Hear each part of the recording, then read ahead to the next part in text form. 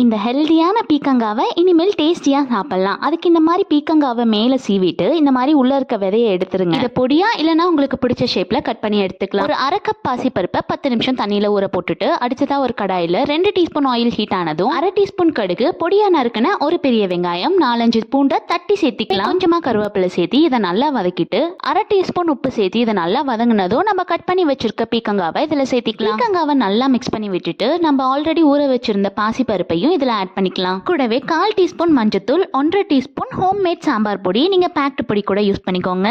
அரை டீஸ்பூன் மிளகாத்தூள் சேர்த்து இதை நல்லா வதக்கிட்டு ஒரு கிளாஸ் அளவுக்கு தண்ணியை இதில் சேர்த்து வேக வைக்கலாம். டோஸ்ட் பண்ணி ஒரு 5 to 6 மினிட்ஸ் விட்டிங்கன்னா பருப்பும் காயும் நல்லா வெந்துடும். இந்த அளவுக்கு தண்ணி சுண்டி காயெல்லாம் நல்லா வெந்ததும் ஃபைனலாக மல்லி இலை தூவி இறக்கிட்டிங்கன்னா சூப்பர் டேஸ்டியான பீக்கங்காய் பொரியல் ரெடி. சாம்பார் ரசத்துக்கு பொரியலாகவும் சாப்பிடலாம். ஒயிட் ரைஸ் கூட தொட்டு சாப்பிடாம ஃபுல்லாக பிணைஞ்சு ஒரு வாய் எடுத்து வச்சிங்கன்னா அல்டிமேட்டாக மறக்காம ட்ரை பண்ணி பாருங்க. அண்ட் வீடியோ பிடிச்சிருந்தா லைக் பண்ணிட்டு நம்ம சேனலை சப்ஸ்கிரைப் பண்ணிக்கோங்க.